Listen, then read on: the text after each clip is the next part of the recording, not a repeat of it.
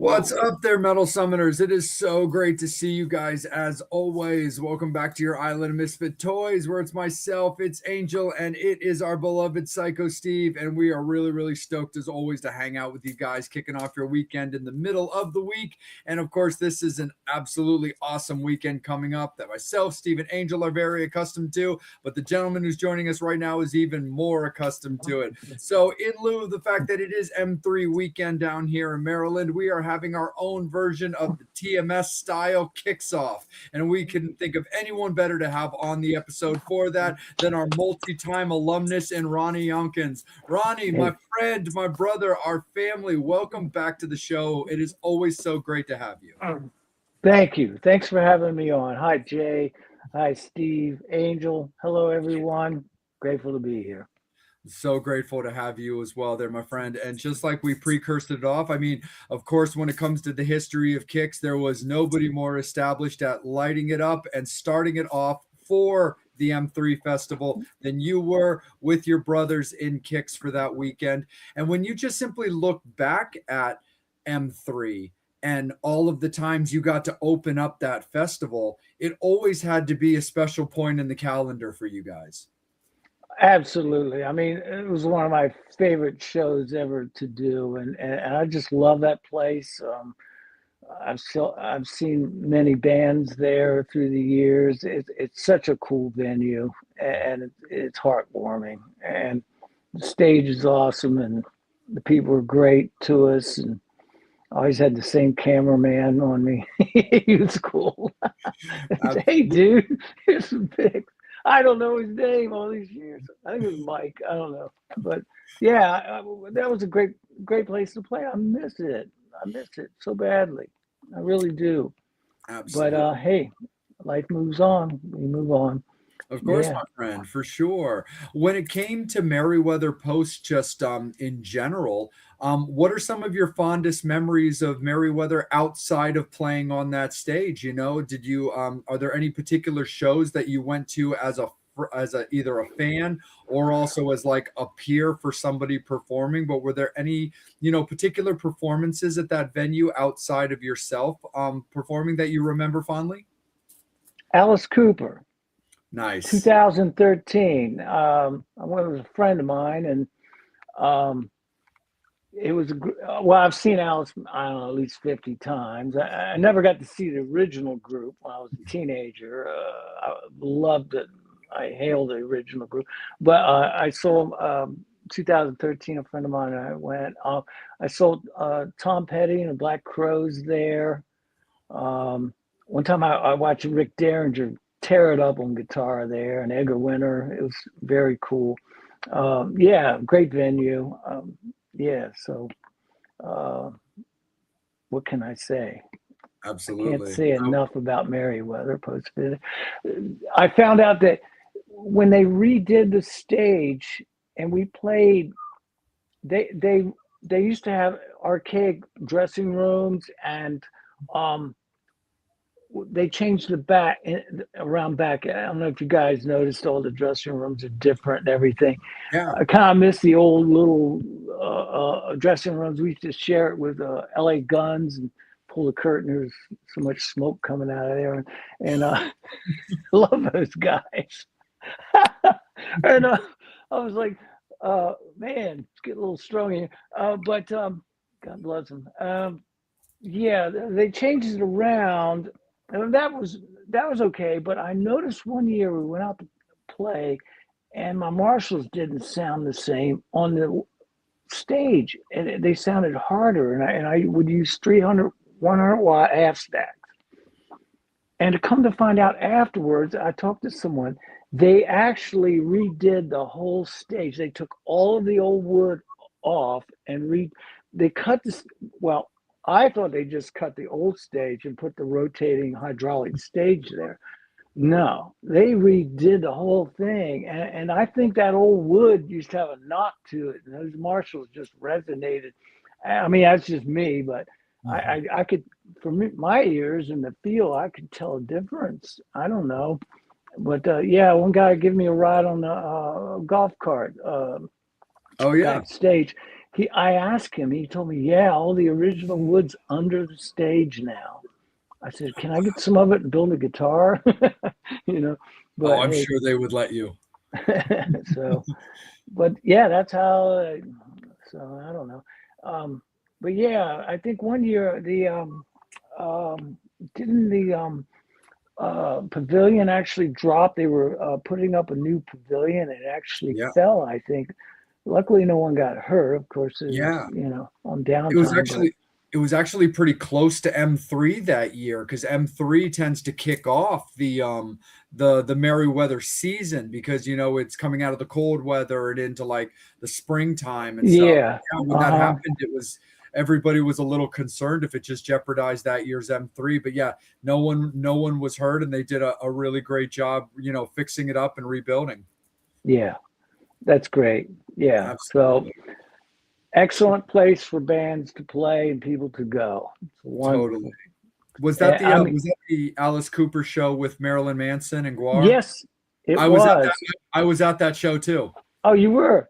Yep. Did you did was it me or did Marilyn Manson like throw the mic down in between every song? It was like I didn't know if he was like mad at the microphone or the monitors, Yeah. or if it was part of the show.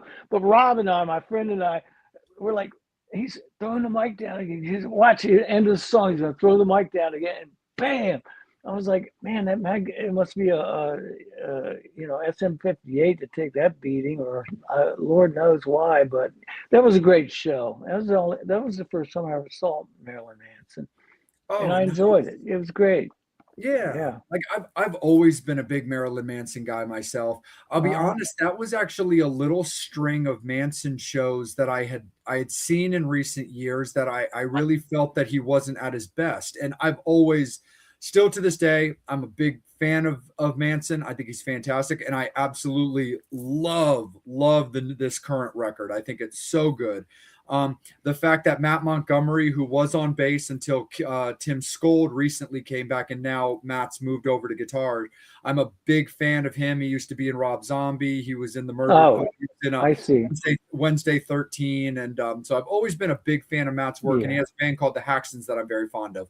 But anyway, just to stay on point, that was a little stretch of Manson shows that I had seen where I didn't really find him to be at his best. The songs were still great. I thought Manson sounded really good, but the performance itself I always felt was kind of lacking. And I don't know if it had I see. anything to do with, personalness or maybe just other type of things. And I kind of started wondering if maybe there was a situation when it came to tours like that where he knew that he was opening up in support of bands that were a real major show.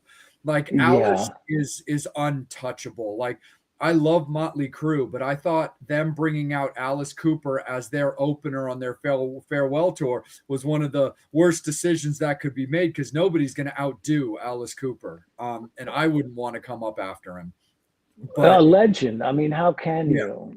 absolutely, Absolutely. Yeah. He's and and one of the godfathers. totally.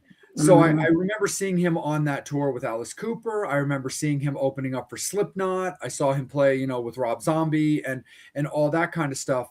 And I think it was one of those things that when Manson plays on certain tours that are big patches, like big packages with a real major show as the closeout, it's not quite his jam because I just felt like he would dial it down a little bit when he had these crazy major showmen or shows playing after him. But then I saw him at Ram's Head Live, which you of course are very familiar with, with the Kicksmith every year, Yeah. on a headlining tour where it was his tour, his show, and man, he was on point. He dialed it in. It was Oh so yeah. fantastic. I had an absolute blast. And I think that was just something that I started to notice about his shows. And I'm not looking to knock him because I am a firm believer on the show, your performance, and what you give to the fans should always be the same, whether you're the headliner or the opener. Hmm. But I think there's probably something, and you might be able to attest to this before I kick it over to Steve, is that it probably hits a little differently when you're the tour support than when you're the headliner of your own tour. I think so. Mm-hmm. I can't say that that would be the case in the Kicks band. We had this tunnel vision where we just were what we were every show, whether we were opening or playing after in the middle. Um, but that kind of is the thing with me with the blues vultures sometimes. Like a couple weeks ago, I had to play after this hot shot guitar player could sing. And I mean, I practice I always get ready for show. I go and hide in some closet and practice and do my um, routine. It's a ritual. Um, but I knew this guy was really good. But it was something in my psyche. It was like I went out there after this. He's a young man, probably in his 30s. Zach, they're called the Rust Downs. We're playing with them again. This place called the Racehorse Tavern. But yeah, I mean, I had to really pour it on to be as good as I could be because this young man is out there tearing it up, and I respect that and I love it. It keeps me on my toes, and and he knows it too. I was man, you guys tore it up. So yeah, they're a great band. Yeah, so Absolutely. but Hell I yeah. try not to let it affect me, but it does. Being like in the middle, I can't imagine what Steve would used to have to deal with. I mean, I just play guitar, and try to remember all these parts, but it was. I don't think it ever affected him. He was for me though. I'm a little more sensitive to that, and I but I mean, I got through the night just fine. I know what I'm doing. Absolutely, 100%. And Yeah. a final thing on my segment here, as far as like M3 goes, because I'm just kind of casually curious on your opinion. I interviewed Steve the year after this, and we were talking about 2013 because of Alice Cooper, and when you guys played the M3 Festival 2013, that was also the same year that Wasp played, Oh and yeah. there was, for lack of a better term, kind of an uproar over the fact that for Friday night, which has been dubbed, and rightfully so, the kicks off for obvious Right. reasons, that Yeah. you guys were direct support when it came to Wasp for that. And when I talked to Steve about it, he was very just transparent and cool about it. He's, you know what, we are not bothered by that kind of stuff. Our fans Mhm. were bothered by that, but we were not particularly bothered. But how do you remember that particular show?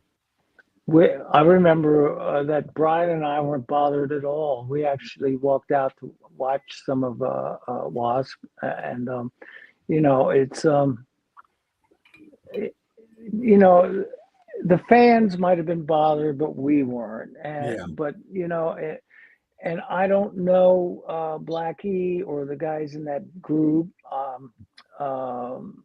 but if that's how they felt, that's how they felt. We just we just took it in stride and went out and did our thing. Yeah. Mhm. What the heck? Yeah. I remember I saw the first Wasp show ever in Los Angeles in Wow. 1982 at the Wow. Troubadour. My old van, which I still have, ran out of gas coming up Larrabee, and I'm walking up the street, and this guy's like hammering this poster on I guess a telephone pole. Yeah, and I go over to look at it, and I didn't realize what it read at first. It went W dot A dot. I went, oh, it reads Wasp, and tonight it's a Troubadour. So I went there. I was broke. I couldn't afford to go in to watch them, but I could stay out in the bar section. There's a little window, and I was sitting there or standing there peeking through. And at that time, they were the loudest band I ever heard in a club. And it was cool. I mean, it was heavier than what my ears had ever heard, really. But yeah, whatever. What can I say? It's rock and roll. I guess some people, just got to do their thing. And they, I guess for him, it meant a lot, or the band, it meant a lot for him to go on last. Fine, whatever. It's a whatever. Absolutely, you for know. sure. And I think it just had a lot to do with the fact that, of course, the Kicks fans, they're so passionate. They love you guys so much. So, like, to see, you guys not close out the night, I'm sure it was more just a little bit of culture shock for them, as opposed to anything that would ultimately, disrupt the band, where you guys are going to go out and do your thing and absolutely kill it, of course, every time. And Yeah. speaking of a guy who's got all of the fans and a guy who kills it all the time, our beloved Psycho Steve. It's always great to see you, my friend. It is all Absolutely, yours. brother. Good evening, everyone. Thank you, So, Jay. Of course. all right. So, I don't want to just talk about kicks because it's not about kicks tonight, but I do have a question about two-part question about kicks. One, do you still speak to everybody?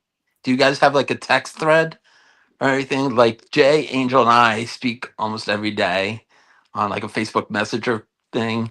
But do you guys speak on a daily basis or a weekly basis or at all? Um, yeah, we speak. I did a Kicks Fan Fest last September with the Blues Vultures, and Jimmy and Brian came up and played. The Blues Vultures do two Kicks songs, and they came up and played with us. And I really haven't talked to Jimmy since then. Um, Brian, I've talked to Brian on the phone like about a month ago for about an hour, and then prior to that, probably a month before that, I talked to him on the phone. Um, Steve, I was on his podcast probably 6, 8 months ago for a minute, Okay. and that's about it. Um, I mean, we do talk, but it's not like something we do every day, or we don't text each day. Um, Somebody sent me a picture of kicks I never saw before. I sent it to Brian. I said, "Look at these guys." He didn't reply. What the hell? And then, but yeah. So I mean, um, I think Mark had a baby, and I've been wanting to call and congratulate him. I will. I have to do that. Mark Shanker. He didn't have a Wow. baby. His wife did. But Oh, I was gonna say what? uh, uh, so, boy, his world's gonna get turned upside down. Um, uh, I love my kids. I do. I do. Oh, with a passion. Oh my God, I have two, and yeah, I just love them so much. But yeah, I mean, we are cordial. We're not like always talking, interacting with each other, but yeah, we're there. We each know how to contact the other if we need to talk.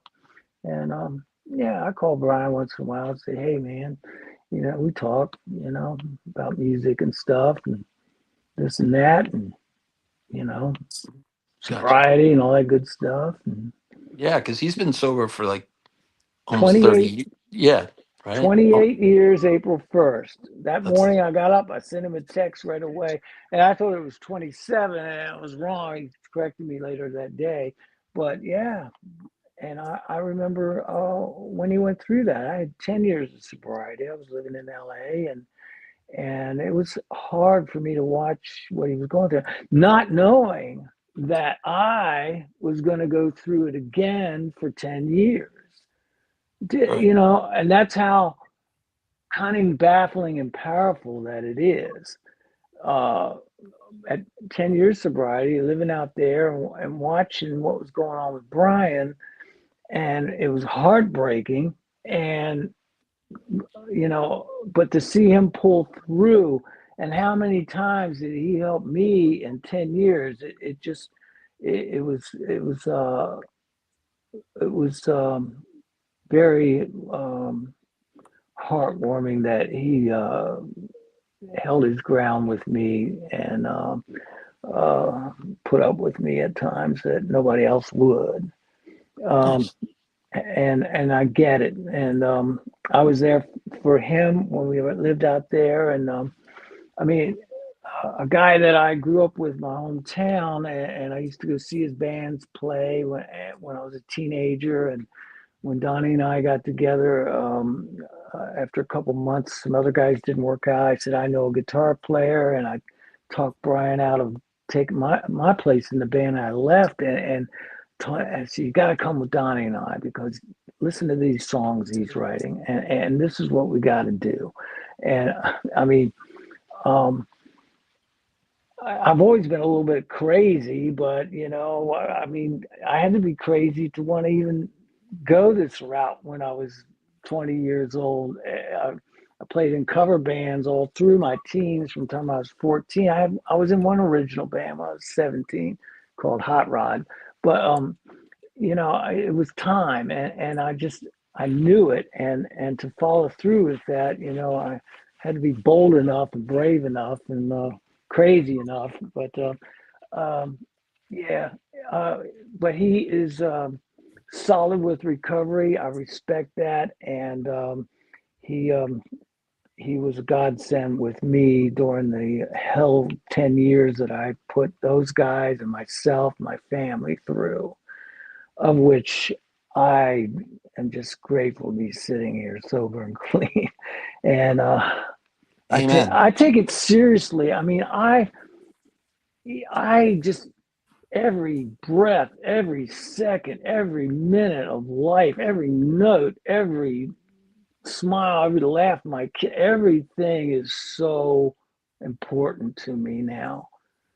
And I take what's going on in the world seriously. I take what's going on in my family seriously. I take what's going on in the blues vultures seriously. And I sometimes I can't take myself that seriously, or I drive myself nuts, but I have a sponsor for that. I have people support groups, and the music and my kids, music and my kids, and that's what it's about for me. So I am, and there's no guarantees. That's the thing. There are no guarantees, but I know that if I'll go through tonight, I know I'm not going to drink, and when I get up tomorrow, I'm pretty darn sure I will not drink tomorrow. So I do keep it in a 24-hour container. I keep me in that container. I can handle me. I am my worst enemy at times. I can handle it for 24 hours, and I'm grateful for that. And my wife likes me a lot better now too, and so do Awesome. my kids. And but I am a crazy MF. But I just, I accept myself for what I am. I got all the isms and the OCDs, the ADHDs, and I got hair in my fleas and fleas in my hair. I don't know. I I'm I just don't like know about that for I me. just Sorry. yeah, oh hey, but you are Ronnie's fan club president, and I That is salute true. you. I Thank you. like that. Thank you. That's true. But I'm All right. rambling on. But yeah, the guys in the Kicks band, we can be in touch if we want to be. They know where I'm at. I know where they're at, and yeah, it's good. Cool. All right. Oh, So I have a question about the Blues Vultures. You sent me a couple of the songs, which are freaking stellar. I've been selfish, Jay and Angel. I'm sorry. I will be sending them over later this evening. But wow. No worries, what brother. could we expect the shows to be? Is it going to be a mixture of new and old, or what can we see and Um, hear? they're going to be. We played at the Auto Bar in Baltimore Friday night. We opened for a band called Stone Horses. John Allen Yep. uh, is the leader of that group, the singer. He was the drummer in Child's Play. He's my friend. He's someone I respect. He's a great songwriter. Um, we do 40 minutes, so I choose like. 3 or 4 songs from the latest CD. You Can't Ruffle My Feathers. I picked 1 or 2 from Cheap Guitars, Honky Tonk Bars, and I think we do one off Pick to the Bone, and then we do 2 Kick songs, and then I do 1 song off the Slimmer Twins CD to end the night. That was something I did when I lived out in LA years ago, 30 years ago. Um, that and so the next show we're playing Ram's Head on stage.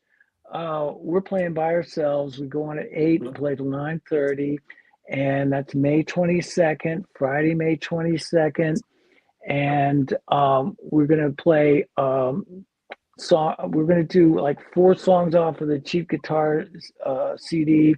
I'm only doing 1 song off the Pick to the Bone CD, and then we're gonna do like 4 or 5 songs, 5 songs off the You Can't Ruffle My Feathers CD, which is the latest. It's like it was June 2024 that came out, and then we do a couple cover songs. Like I always have to do a Stones song. Um, Once in a while, we do MC5 song, kick out the jams, and uh, and it's John Allen is going to join us that night at the Rams Head on stage, and we're going to do. He's going to sing the 3 Kick songs with us. We do Atomic Bombs, The Kid, and we're going to do Midnight Dynamite that night. And um, we've been playing Atomic Bombs. Bryson, our bass player, sings it, and I can sing The Kid. And then, but John Allen's going to sing all 3 of them that night at Rams Head on stage in Annapolis, May 22nd. And we're going to play for an hour and a half. I heard we're selling some tickets. Hope everybody can be there. And that the shows after that, Phantom Power, we're opening for Stone Horses again, John Allen's band. So we'll shorten the set. Let's see, there's a show in between there. Oh, a Racehorse Tavern. We'll do a 90-minute set. That's with the Rust Hounds. And oops, I lost one of these.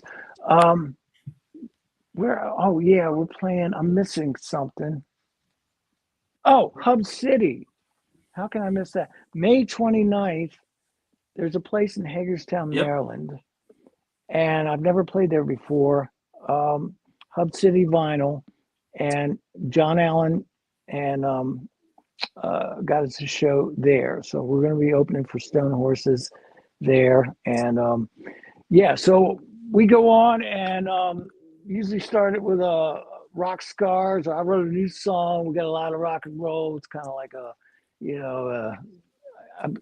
like a goodbye to Jane kind of song, or hey everybody, let's do this tonight, like a or hello hooray kind of thing. But yeah, so the songs are off the new CD, might be a little more hard rock than previously, and that's due to the fact that I've been I don't know, just influenced by not only Howlin' Wolf and the blues and everything that I go back to, but the early Aerosmith, the early Alice Cooper, T-Rex, Slade, um, um, and yeah, who am I forgetting? Oh yeah, I've been watching a lot of Sweet too. Even though our songs don't sound anything like that, I recognize the choruses, and I stick to my guns. Like I really do, because I pay rapt attention to where I came from, and I try to give that back. Life's not getting any life's not getting any, life's every day, I have to keep it alive. Um, and that's my goal. That is, it's what I live for, to play rock and roll and be good to my kids and family, try to help somebody else, what can I say? I'm rambling. Amen. You're good at that. Cheers, brother. But yeah, the shows, I have a group now that when I walk on stage, I know they got my back. Like these guys, Bryson Link on bass, Clifford on guitar. He used to play bass with us. Jeff Mortimer on drums. These guys kick my ass. And when I'm up there, I feel it. I feel confident. I do what I do, and I know they got my back. And they're like just phenomenal players, and I just love them to death. And we yeah, they're good guys to have in the group. The other guys, God bless them, things took a turn for the worst. And it had to, I don't know if I want to get into that, but I have the utmost respect for Joe and Rich. They were there. Now they're not. And, sometimes it's,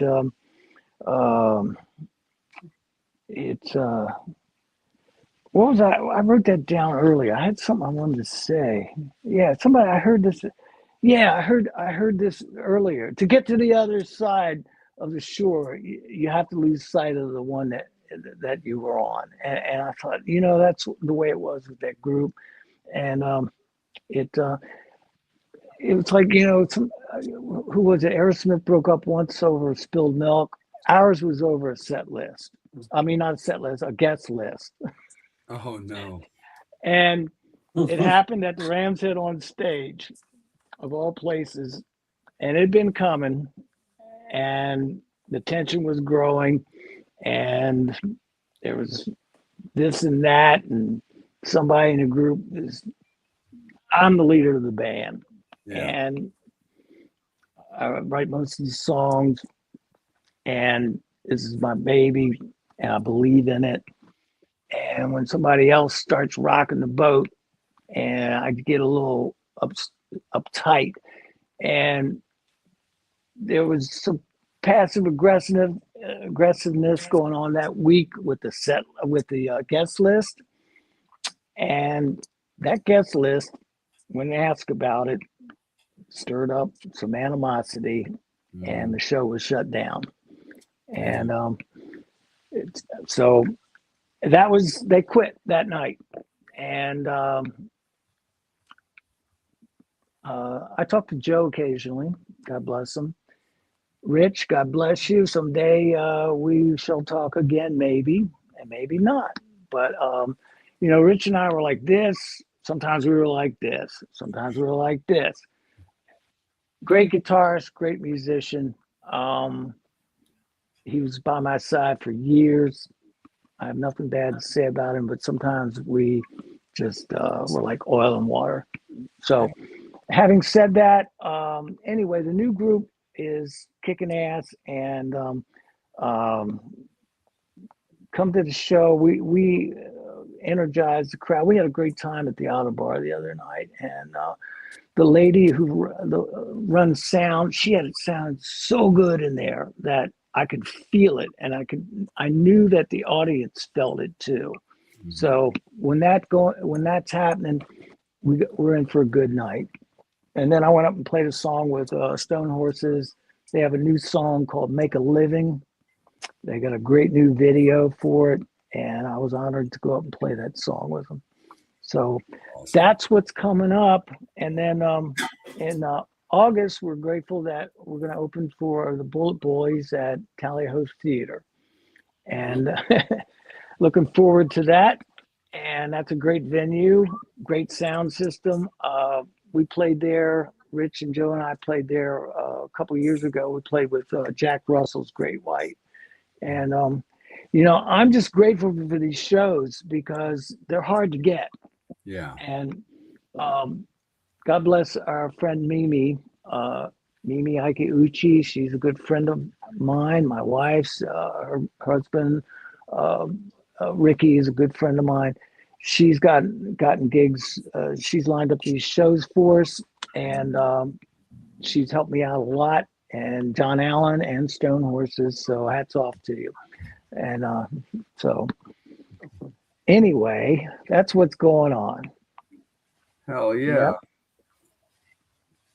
And I don't know what happened to Steve. Ronnie's fan club president is gone. I'm sure he'll be back. I love that. I was like, oh, gee, I was like, oh no, did we just fire Ronnie's fan club president live on air? Like, I don't know. It must have been getting really boring. nah, never, my friend. But Angel, no. it is that time for you, my friend. Let's kick it up to you. Man, I still get stage fright interviewing Ronnie because I'm such a fan. Like the fanboy in me is still there that I still get stage fright interviewing. I don't believe that. That's wild. I'm well. No, it's weird. Like, you know. Thanks for. I mean, let's. I would have never guessed. I've never guessed. You can ask me anything, man. Yeah, because Jay was like, "All to you, Angel." I'm like, what do I say? And I had like that Wayne's World moment Yeah, we're where not Wayne left the worthy. set. And it was like, Oh yeah. Uh-huh. I was talking about songwriting, and somebody had a question about it. So let me get to the question. Here, I'll show you guys something. Check this guitar out. Yeah. This Here, I use Angel, this. I'm gonna pull down that question, Angel, just so Ronnie can show off his guitar. No Since problem. you guys are all musicians, I had to show you this. This is my 68 SG. Yeah. This I used on Atomic Bombs on the first record.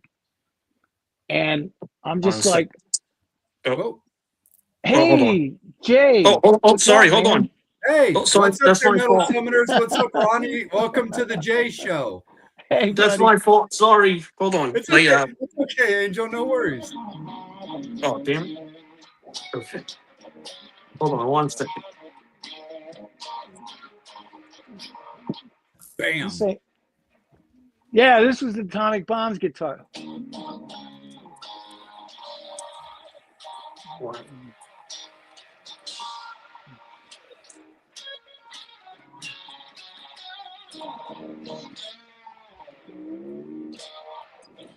This thing rocks.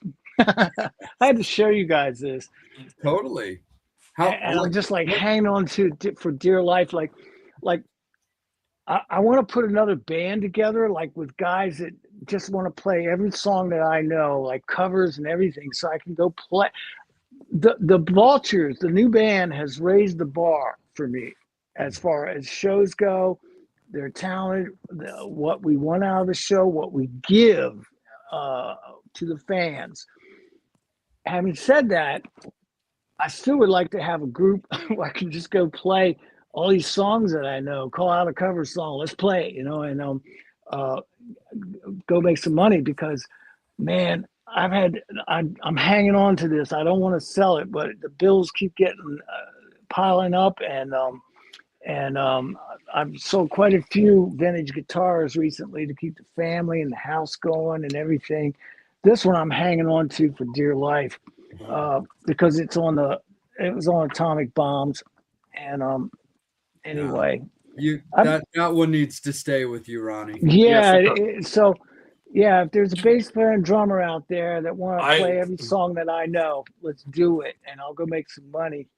But my heart and soul's into the Vultures and the music there, but I also need to survive. So yeah, I know that me, Jay, and Steve will all start a OnlyFans page to help you with that. Oh shit! Wow, yeah, it's just been tough, man. But I'm not whining. I'm grateful. I think there's like 60% of the country is having some trouble right now. It's just the way it is, but it'll get better, hopefully. But yeah, so I am. I'm very grateful to be on here tonight with you guys. Absolutely. I know that a couple of you wanted to bring us on the last time when shit hit the fan at Rams Head on stage. Yeah. If you guys want to come down again, I'll All make right. sure you're in. We're going to be there. Really? We're going to rock Us? that house. Us? Yeah. You want to Hell bring us yeah! on? All right. It's May 22nd. Let's come on. May 22nd. Come on down. I'll have Oh, you you on know that. me. I'm coming. All right. You guys are on the guest list. There's no ifs, ands, Yes! or buts. Thank you. Sorry.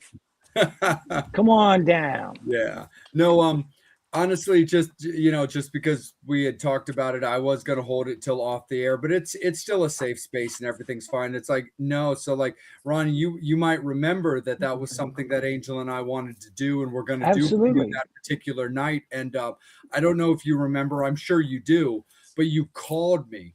And obviously, you kept it very professional because there was only so much you could really talk about at that time. But you had addressed that there was a guest list situation, and Yes. if we were able to handle it, you still wanted us to come down to intro and do that for you, but you weren't going to be able to accommodate us like you were planning to. And I Right. remember I was like, no, absolutely, we got you. Don't even sweat it. We super understand. We don't take it personally. And then ultimately, as Angel and I were literally driving to the show, is when we got the word that the show unfortunately wasn't going to happen that night. Right. Yeah. So Hey, Yeah. but you know what? For what it's worth, we still had fun. we And I did. still got laid that night. Good man. Yes, Angel. So, well, come on down. It's going to happen May 22nd, and meet the guys. And I play with a great group of guys. And like I said, those guys from the previous group, we had good shows. I'm grateful to them for everything. It was just it happened. What happened happened, and change is good. Yeah. What can I say? No, absolutely, for sure. And my I'll bring my lady out that night because she would also love to meet you. She's a really big Kicks fan, and the first time she ever got to see Kicks was actually your guys' fair. Was one of the first times that she got to see Kicks is she came with me to your guys' show at Merriweather to close out the Kicks career. Oh yeah. So because she'd seen you guys at M3, coming there with me and Angel when we're doing our press thing. And but yeah, I took her to the final Kick show as well. So she definitely loves some Kicks. So she would look forward to that show and as well the opportunity to meet you and say hello. Oh, absolutely. It'd be my honor. No, absolutely, man. So Angel and I will definitely be in touch when it gets closer to that date. To make sure things up. Yeah, please do. Absolutely. All right. Angel, let me keep it with you, my friend. Brian, we really appreciate your courtesies and your patience while we were talking a little bit of vintage guitars with Ronnie. But Angel, go ahead and take it away with the fan questions. I guess now I'm going to do a segment on songwriting questions, which I have as well. But I'm going to get to Brian because he's been very kind and patient, and we love him as well. You're our guy, Brian.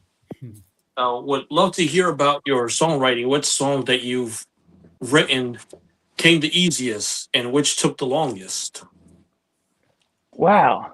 Hey, Brian.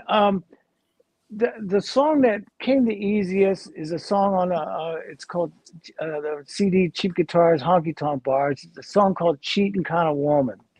And I was just upstairs one night. The chords. It's kind of like a Blues Brothers kind of riff in my head, and I just all of a sudden the words started coming. I went down, turned on my recorder, and that song came out in a matter of minutes. And come up here and cuddle you.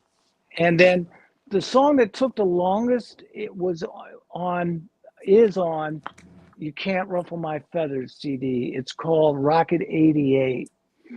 I must have played that song 1,000 different ways until it's a kind of a rockabilly song. And it's about a guy in his Rocket 88, a 56, what were these, Buicks or Chryslers? I forget. but he's going to pick up his girl. His girl works as a stripper, a strip club.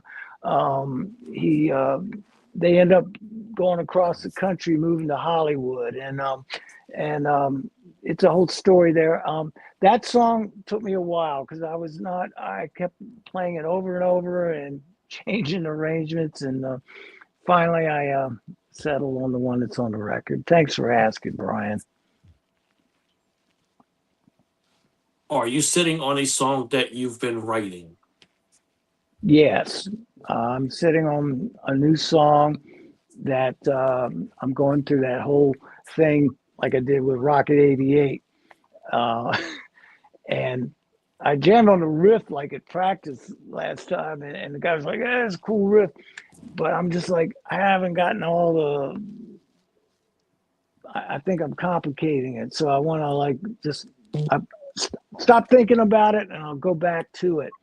And sometimes they come out fast. Sometimes I got to take them around the block and pick up different pieces, and sometimes discard things and play them different ways before it really I go, oh, that's the one. But yeah, I'm sitting on a song right now for the next record or CD recording that I'm going through that with. However, I do have a couple new ones that we've already played out with the Vultures. Yeah, so thanks for asking. Yep, works And both ways. a question from Kent: whatever happened to Jeremy and the Suicides? Jeremy and the Suicides. Jeremy just had, he's the guy I was talking about, just had his birthday on the 27th. Um, he's in Los Angeles. He plays in a band called The Blessings. They're a really good band, roots rock and roll. Um, I talk to Jeremy off and on. Sometimes we talk a lot. Sometimes we won't talk for a couple months. Um, he's in Los Angeles in The Blessings. The Jeremy and the Suicides, we were together for like a year and a half, and that was at right after Kix split up in '96. And Jeremy's from Maryland, and we played together and played some shows around here for about a year. And I loved the songs that he wrote, and then him and I wrote songs together, which ended up on the Slimmer Twins record. And yeah, he's my buddy. He's my friend. He's a great musician, great front man. Got a hell of a lot of character in his voice. He's become a really good guitar player, and he's a hell of a harmonica player. And he's a nice guy. Stubborn though. He's Taurus. He's my Taurus buddy. I love you, Jeremy. Yeah, he's a good guy. Works hard. Before I get to the next fan question, here's my question. Some songwriters have written songs that have been completely off of what they're used to. Like, for example, when Def Leppard did the Slang record, which was completely different. Have you yourself ever written a song that was just completely different from what we're used to hearing? I think if it would be yes, if it would be different, it would be heavier in a punk rock Stooges kind of a way. And I have a couple of those which may end up on the next record. That would be the difference from the roots rock and roll da thing, and 2/4 backbeat, straight ahead. Because I love Iggy Pop and I love Stooges, and I watch and listen. For some reason, Iggy Pop, you won't believe this, relaxes me. Can you believe that? Yeah. I listen to Raw Power and it relaxes me. Like, it's crazy. Or I'll watch his shows. Yeah, he's got a lot of different bands he's had, but I watch his show for some reason. I'm like, yeah, and so To answer your question, yes, it would be in that vein, like straight ahead, like a raw power kind of song, or Search and Destroy, or something in that direction. That would be different. And again, a question from Brian. Kix wrote, performed some emotional songs. Which song did you see the live crowd react to the most? Oh, I like that question. don't. That's a cool one, Brian. That is a good question, and honestly, I would have to say this: Don't Close Your Eyes, um, because everybody has their own vision and feeling about the story in that song, or somebody they know they can relate to, or something they've been through they can relate to, or a period in time that they can remember, that corresponds with that song. I would say "Don't Close Your Eyes" was the that song, and when that song was a hit, I read a lot of fan mail. Um, people, fans would say that that song saved their lives when they heard the song. I Oh, mean, wow. I'm being honest, and I read these letters, and I was like, oh my God, and so to help people like that is an amazing thing. So thank you, Donnie, for writing that song, Yeah. and thank you all for listening to it, and radio stations for playing it. So, yep, don't close your eyes. The answer to that question. Good question. Yeah. Uh, I'm gonna kick it right back up to you, Jay. Absolutely, brother. No problem. Ronnie, a question about the final show, real quick. I forget if we covered this on our last episode, so forgive me if we did. But just for Kicks fans that are watching that might not have seen your last appearance with us, and you had just mentioned Donnie, simply enough, did anybody reach out to Donnie about if he would like to be involved in that final show, considering he was such a prominent figure in the band and such an amazing songwriter? Unfortunately, not. Gotcha. Um, I guess if anybody could have or should have tried, it would have been me. But he, as much as I love and respect him, Mhm. he doesn't like any of us, from what Oh, I know. damn. And he got along with me just fine after the band broke up until I moved back from Los Angeles and I put the Blues Vultures together. Zach was our original bass player, hell of a bass player. Um, but he was a kick sound man for a few years, and him and Donnie got along pretty well. And well, Donnie called Zach one day. Actually, he'd asked if I was looking. Donnie would ask to play keyboards with the Vultures, and at the time we were just a three-piece band because Zach was a hell of a bass player, and I didn't even see us getting another guitar player at that time. And Rich started coming around, and he would come up and play a few songs. And he was our drummer's cousin, second cousin, and then he'd play a couple more, and then he ended up just playing all the time. And but having said that, then about a year later, the Vultures are opening up for Funny Money, Steve's band. And Steve asked me to come up and play a couple kick songs, and I did.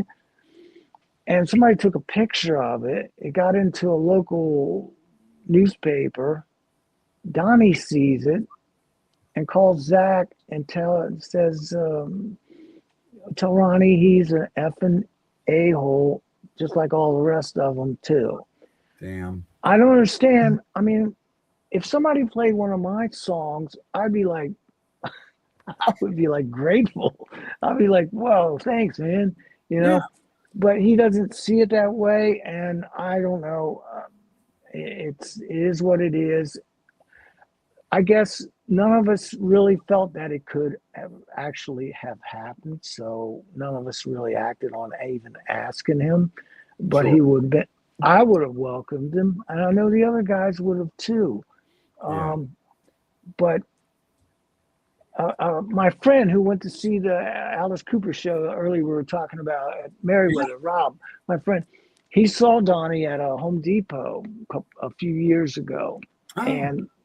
And Donnie made it a point to tell Rob, because he's my good friend, to tell Ronnie, gave me the finger, you know?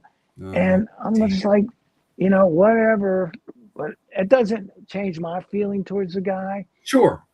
And it doesn't change the fact that I respect and I appreciate all that he did. And he had a vision.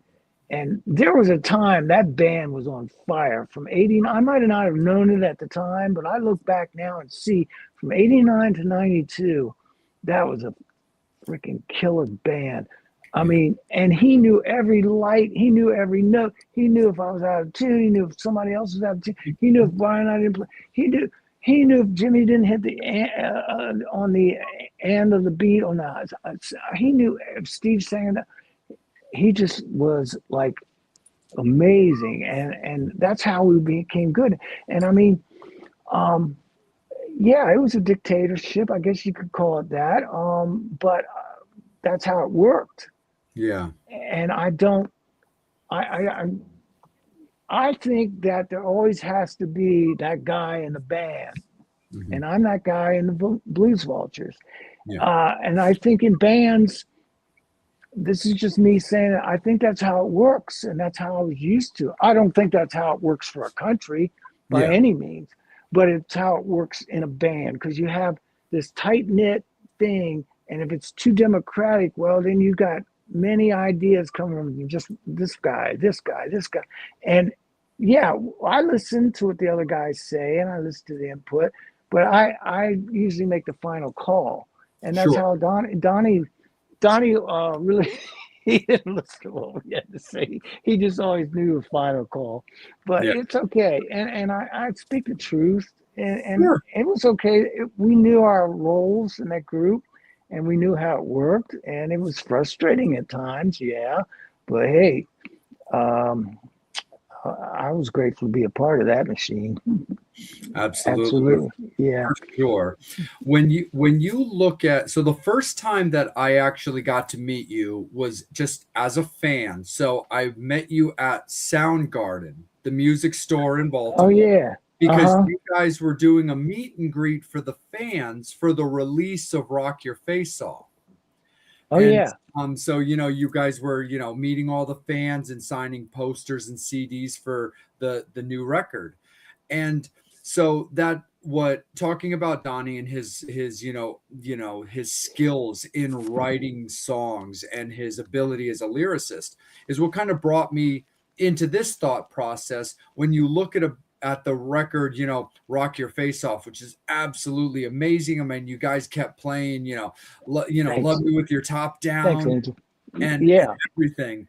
How do you remember the writing process for that record, being that it was Kix's first record, writing, record without Donnie, but also your guys' first record in quite a while, because, your performance at Rocklahoma was kind of your return to the stage in the rain and this crazy live experience.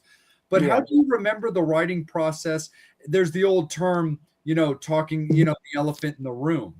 And how do you look back at the discussions that maybe you guys had about, hey, do we want to discuss the elephant in the room, which is new Kix music, and how do we want to go about doing it?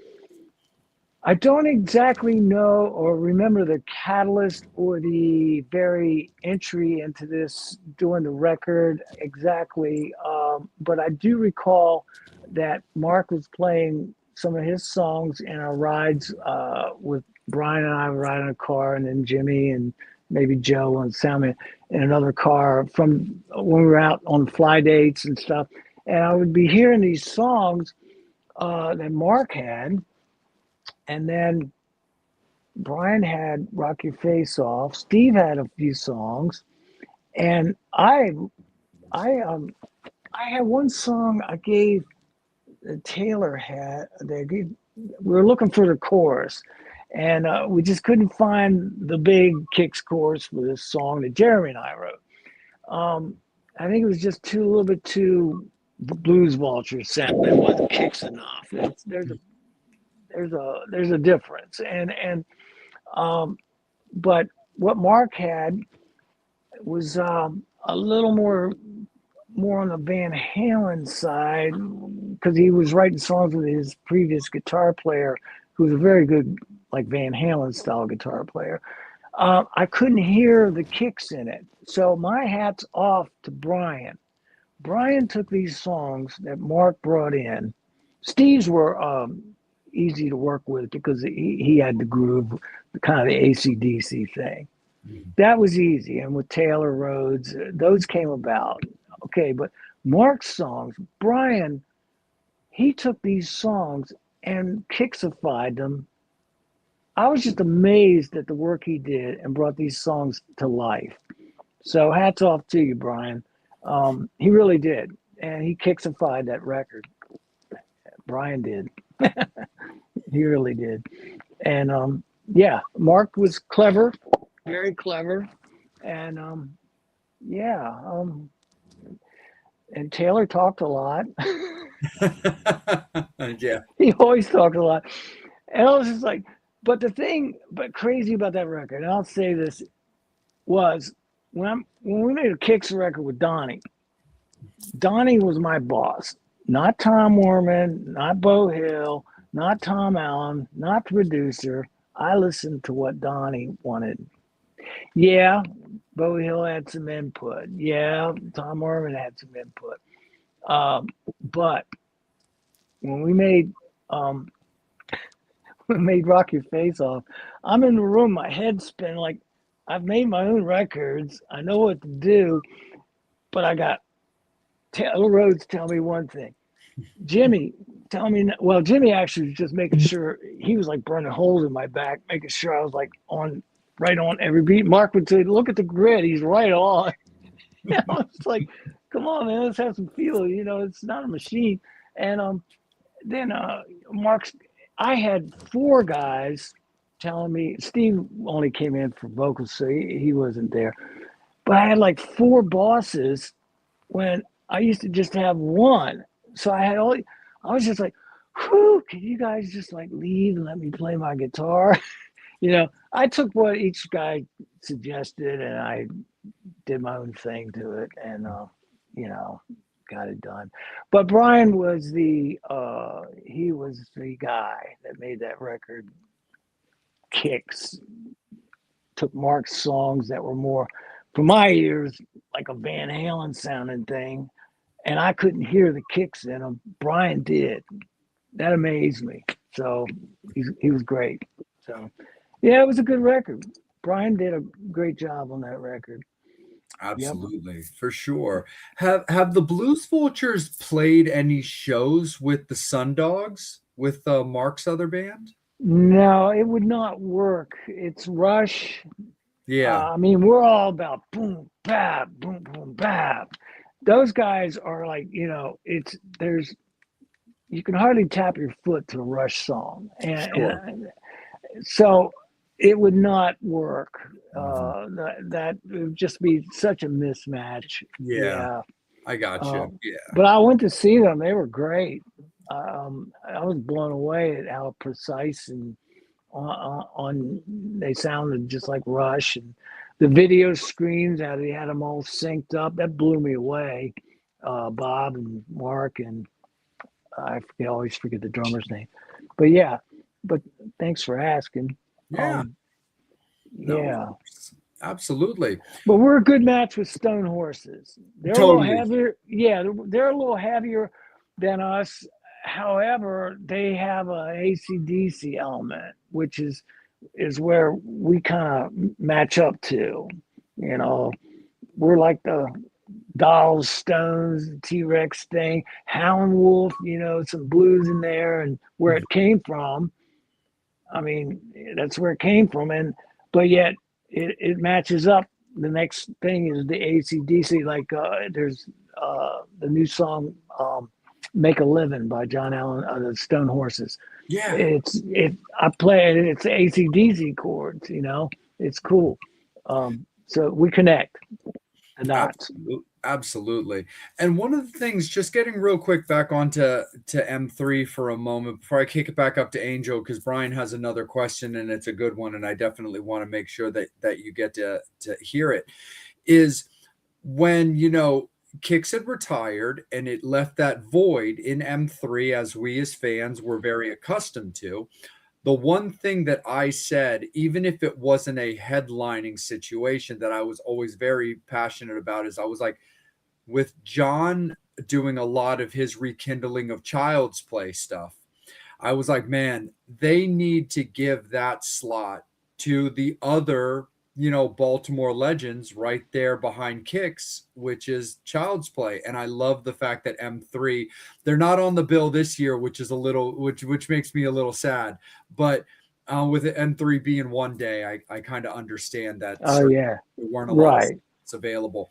But anyway, going back to the old days, and of course with your relationship with John, I can imagine that Kix, even Blues Vultures, but yourself had a lot of fond memories of playing with Child's Play. And I was curious to hear if you had any major interactions with Brian Jack when he was still with us.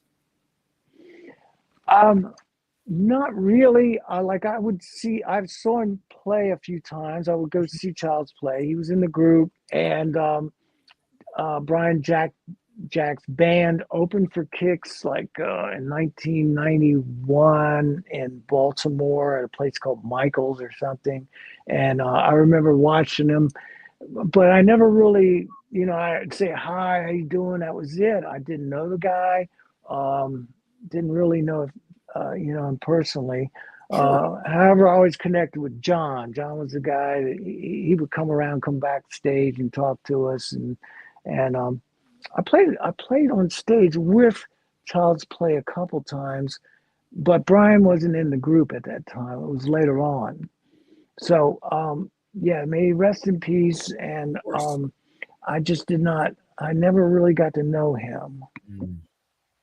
Gotcha. And it's well documented that unfortunately Brian had some demons as well. So I can also imagine that there were certain probably just situations where, he wasn't necessarily around, or maybe had he was off to the side or in maybe a room or just something kind of off the grid a little bit, to where, he was on his own private time and stuff like that, which of course would allow for some conversations to not just take place and stuff like that. So that's true.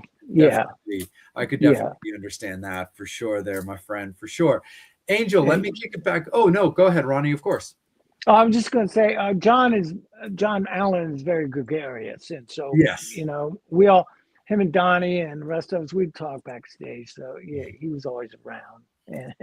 Totally. Yeah. No, and John's great people. Angel and I got to sit down with him at the last cool. M3. We were really, really stoked about that, because John and I had been playing interview tag for a while, because John's always been very good to me, always very cordial. I was a big Charm City Devils fan.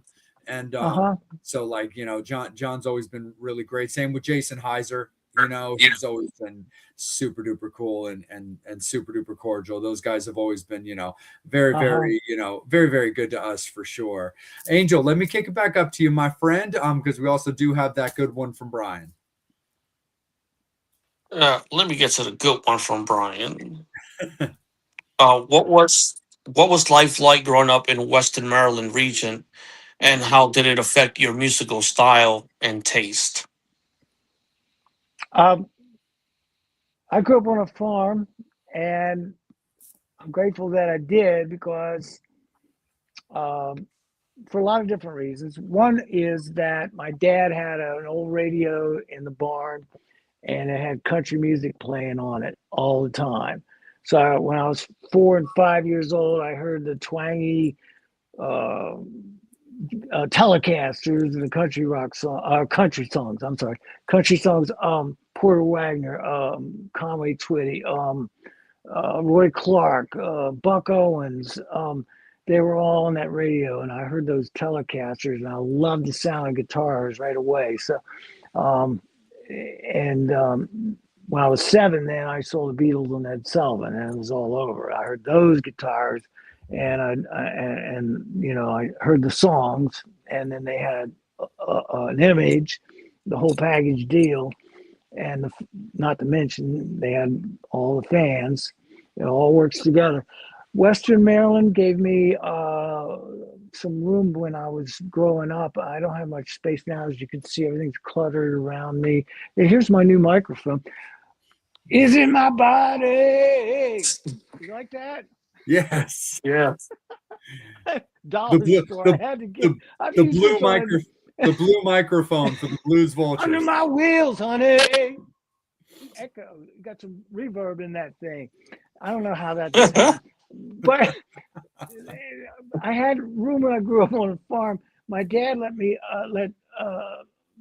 practice. He had a warehouse, and I worked on the farm. He let me practice in his shed at night.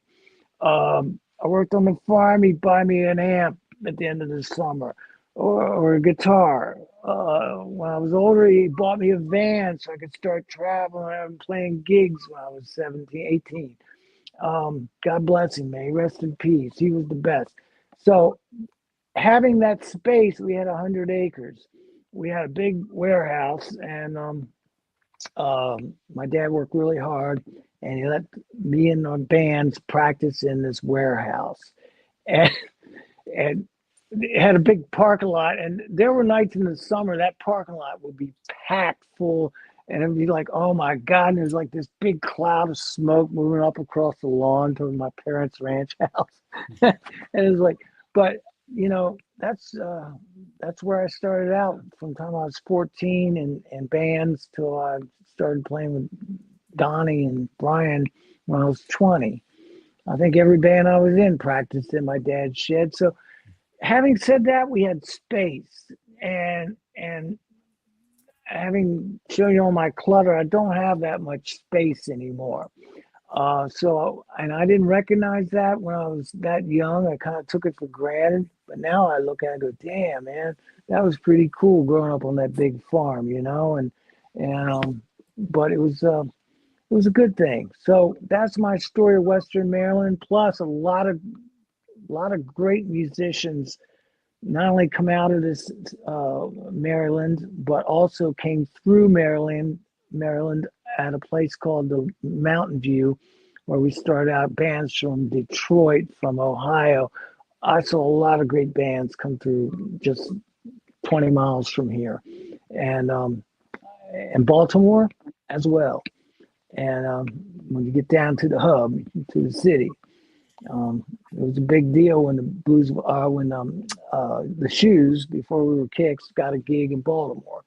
But yeah, so I don't know if that made any sense, but that's my answer. Absolutely. You want to hear that makes sense. I love my new microphone. Oh yeah. It was $1. This would cost me $100. This is $100. It doesn't even work. Hello, check 1, 2, 3. It doesn't even work. Look how small that thing is. Hello, this one works. $1. You can't beat it. Yeah. No, you can't. Yeah. Hey, I gotta ask. Did I offend Steve, my fan club manager? Where did he go? I don't know. It's past his bedtime. I'm a little he has a certain heartbroken. time. Right. He has a certain time that he has to be in bed. Okay. All right. Jammy time. All right. Yeah, he's just taking a nap or watching porn. Oh man. But yeah, so hopefully I answered that Western Maryland question. Yeah. And Western Maryland also is famous, especially where I'm from, Middletown, Maryland, for the Dwayyo. Now the Dwayyo is half man, half beast, but it's true. If you look them up online, like it goes back to when I was in high school. They drew this picture, and we were like terrified. It was like, oh, this thing's around the school. I mean, we believed it, and oh, it's an ongoing saga. But Western Maryland, right here in Middletown, Maryland, is the home of the Dueo. And it's half man. It's like, it looks like a wolf, but it walks on its hind legs. So that's a part of the Western Maryland story for you. It's important to know. It was me when I was drinking, and that's who they arrested and threw in that jail cell. But it's not me anymore, thank God. But the Dueo resides in Middletown, Maryland. Next question. Where See, was the music? I'm out there. I'll tell you, guys. I don't know, but I'm having fun. Absolutely. I'm having a blast. I really should have straightened up though. There's Alice. You guys see Alice? Yes. My man Jimmy and the Stones. What more could you ask for? Nope. Nothing. Yep. All right. And they're still rocking. Still. Yeah. All right. Yeah. So What? next, I think that I'm at a lull here. No, I was gonna ask. Where was the music video for "Girl Money Shot" and how long did it take to make that music video? Oh, that one was at the Pantages Theater in Los Angeles, in Hollywood. It took 12 or 14 hours. And it was it was a beautiful theater, and it was very colorful. We ended up putting in black and white. I'll never scratch my head on that one. But, yeah, we had the rotating stage, and Yep. Steve had got to have all the fun. He had all those girls and everything. I'm just with those guys all day, and I broke a knob through my friend's. My friend Doug lent me his 56 Les Paul Jr. with the sub bars and Alnico 5 pickup, and busted that knob right through the wood. Oh my! I banged into Brian or Donnie or somebody. I called him. I said, Doug, you're not gonna believe this. He went, what? That's Doug. What? I said, I busted the knob through your 56 Les Paul, man, buddy. I'm sorry. I'll fix it. Got it fixed. He didn't say much, but anyway, it's in the video. It's a cool guitar. But that video took us 12 or 14 hours. Yeah, we were there from daybreak until 1 o'clock in the morning, 2 o'clock. The longest video was Cold Blood. That guy worked our butts off. That was a great video. Girl Money's a great video too, but didn't take us quite as long to film that. Steve learned how to roll a hat. I was very impressed. Brian was up on a gargoyle or something playing. So I was like, I have fear of heights. Have been like high anxiety for me.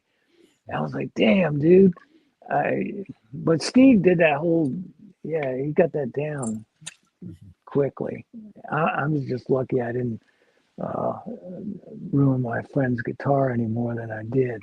But yeah, that was a cool video. I like that, and a really cool place to be, and great memories. You guys are bringing back great memories for me tonight. Thank you. Oh, you're very, very welcome. Angel, real quick, let me jump in real quick just because Ronnie got me thinking since we were talking about videos. Ronnie, did you enjoy doing music videos? Because so I know that some artists, they're because obviously they're very repetitive. There's so much repeat, wash, rinse, repeat kind of a situation because, you got to get it right. Did you enjoy doing music videos? Oh, I didn't mind. Yeah, it's kind of, you get kind of burned out on it after about 6 hours, but that if the producer keeps interjecting new ideas and you keep it moving, and it's going to be good, and this guy's like made really cool videos. It's well worth it, and yeah, I mean, Some of the videos we made, we actually played. Like when we made our own video once just to show the record company we could do it on our own. It was called Midnight Dynamite. Mhm. And we did. And that was a 17-hour video, but we also played. So we invited, it was in Mount St. Mary College in Emmitsburg. The audience got in for free, but we gave them a show. And so, um, yeah, I mean, so we did that twice, I think. There was another, I think Blow My Fuse at Hammerjacks was also, we played that night as well for that video. So, but I enjoyed doing them. I'm grateful I got to do them. Yeah. Absolutely, for sure. Hey Ronnie, with the life that you live now, being a family man, a husband, a father, and your sobriety, Yeah. how is your songwriting affected nowadays?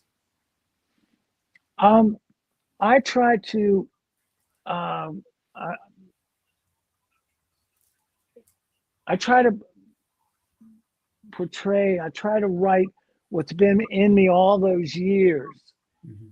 Like there were so many things I wanted to write about, but I wanted, I would give 100% to the band, the Kicks band. Meanwhile, I'm like got these ideas, and I want to do this and I want to do that, but they came first. That band came first. So now I'm finally getting to do this. Um, I still, you know,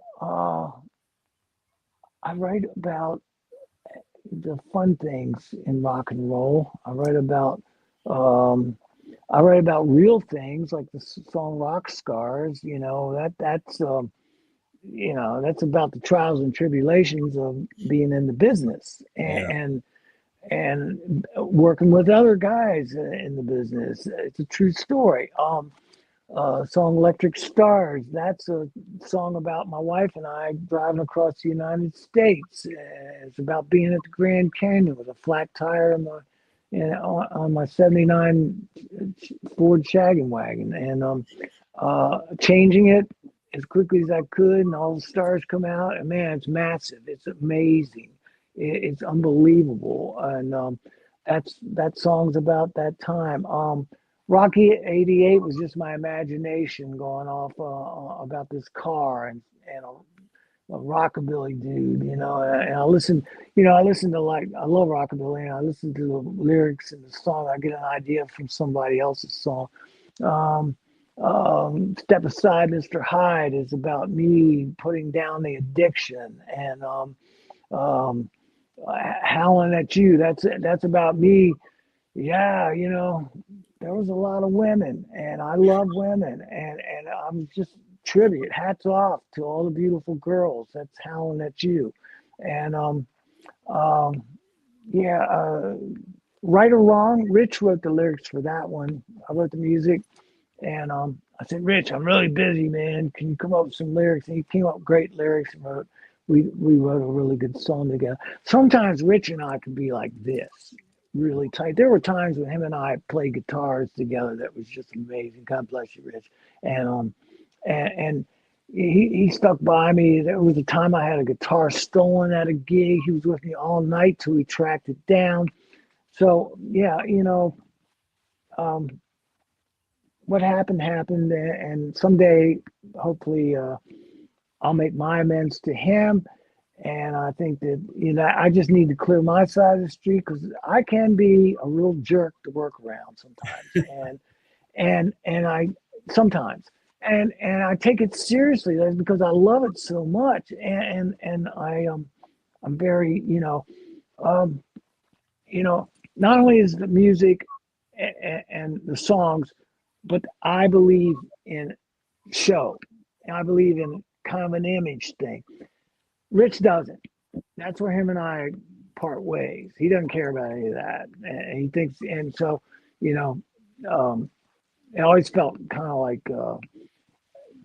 sometimes I felt like I wasn't cool enough for him. And, but, um, but having said that, the songs and um, yeah, so there's a story in the songs, and I got some more stories. Some are imaginary, Like there's a song I'm writing about a space girl that I'm not going to reveal the title yet, but it's imaginary. And but then there's a song that we start the night with. You got a lot of rock and roll, and it's about my friend Ricky. It's about him going to work. You know, it's about other people who go to work, but they're looking forward to that show that night, and I can relate to that too. And been many times where I would look forward so much to go see the Rolling Stones, or couldn't wait to go see Aerosmith. And I remember the time Donnie knew that Jimmy and I had tickets to see Aerosmith, and that's when the Cap Center was still open in Largo, Maryland. And he kept us in there until the last minute. Jimmy and I hauled ass uh, to Largo. Donnie knew we had tickets, and Jimmy and I are there editing. I'm running off the cassettes back in the cassettes day, and Jimmy's doing his thing. He was the engineer, and I was the mail out guy. I need the product to mail out, and Jimmy's engineering, cutting. He used to do quite the edits on tape, precise. But anyway, Donnie knew we had these tickets, and he kept us there extra long. But we made it, hauled ass to the Largo, and I mean to see Aerosmith. We got in, the lights went down, we just got in our seats, and there they went in the back in the saddle. So it's all cool. But you know, so each song has a story. I don't know where I'm. By now, you guys know I'm all over the place. But I come back occasionally. I come to roost. Yeah, so I make some up. Some of them real life situations, things that happen. So I don't know. I might write a song about Jimmy and I hauling ass to a concert. Oh, there you go. For sure, man. Yeah. So Ken has a question here that kind of plays into the current topic we were just discussing. So I'm just going to roll into that on Angel's behalf. Ken says, since sobriety tends to bring repressed emotions to the surface, did that play a role in writing music, and did it make it easier? Oh my God, yes. That you can't ruffle my feathers was therapy for me. And every time if I could, I have guitars sitting everywhere. I used to have a lot more, but I have them sitting everywhere, and I just want to pick them up all the time. And when I do, it centers me. And coming up with, I was coming up with some stuff today that centers me. So yes, to answer your question, that record I poured my heart and soul into, and you can't ruffle my feathers. And it was definitely, it helped my emotions. And absolutely to answer your question, yes, definitely. Absolutely. Plus I love doing it, and that's what I do, and we all do. You guys know that. That's what we do. So absolutely, for sure, man, definitely. So Metal Summoners, we do want to let you guys know that it's getting around that time. We're still going to keep and rock out with Ronnie for a little while longer, because I mean, he's family, as long as he loves talking. Yeah. Of course, we're always gonna, hang out and answer all of your questions and, enjoy our time with Ronnie. But also, we always want to be very respectful of the time that he's given us this evening. So it is going to be last call for alcohol for any final fan questions, comments, anything you guys want to say to him about his career or questions you want to ask him. Now's the time to do it. Angel and I always clear the board. We will always make sure that you guys are heard, but it is going to be that final time, just to give you guys a heads up when it comes to that. So Ronnie, as kind of like a fun little thing based on what you're, allowed to talk about or what you choose to let the fans know about. Of course, when it comes around M3, there's all kinds of things going on around that weekend. Different kinds of performances, different kinds of concerts at different venues. Do you have anything going on around this M3 weekend that you're going to be planning to do, whether it's catching live music of your own or doing anything? I am going to play a song with Ron Keel Friday night at the Reckless Shepherd in Columbia, Maryland. He goes on at 10:40 to 11:50, I'm not sure where in the set I'm going to be, but I'm going to get up and play Let's Spend the Night Together with Ron Keel Band Friday night. That's And I'm awesome. looking forward to it. Always going to be a great one. Dave Dillman puts on that show. He's been doing it for years. It's always a Good great old time. Dave. You know, Yeah, he is. we've got other TMS alumni are going to be on that show, like The Last Sin with Chris Clark. We love Chris, from all the different, venues that he's done, like, the Blouse Brothers and, so much great music that he's given us for sure. But this will be a really cool opportunity to see The Last Sin for sure, his newest band. So that'll definitely be a good one. And of course, Babylon Shakes, his main band that he's done. Oh yeah, right, Chris. Sure. Yeah, absolutely. Yep. Our drummer used to play. Jeff in the Blues Vultures. Jeff, used to play yeah, with Chris. He absolutely. used to play. Yeah, you know Jeff. Yeah. Oh, dude, we love Morty. Morty's so fun. What do you call him? Morty. Yeah. Ah, the cat's out of the bag. Oh wow. All right, now I know. Yeah. Oh man. Jeff. Jeff. Just shortening up Mortimer a little bit. So we love to call him Morty. He's a good drummer. So good for sure. He's a good drummer, and he's a nice guy, yeah, he comes in here and knows his parts, kicks ass. Man, what a great guy and good drummer. Yeah, takes it seriously. Absolutely. Yeah, man. And Ken, who asked you that last question, he says, "Come to the Sunday sermon." So if you're unfamiliar with that, at Fishhead Cantina, the day after M3, so it'll be this Sunday, May 3rd, is an event being put on by Brad Krempel and Will Mass at Fishhead. That's kind of like a matinee style show. It's going from 2 to 8, I believe. It's headlined by Spread Eagle with 4 opening bands. Okay. And then there's also going to be an after party with a live band, which is a band called Vicky's Dream, which is a little bit more like a goth rock band who will be playing the after party event. And cool. The after party event is the part of the show that's actually going to be hosted by myself and Angel. And then the main show is going to be hosted by Will Mass himself, as well as our good friend Megan McCobb. So she'll be there doing that hosting. Cool.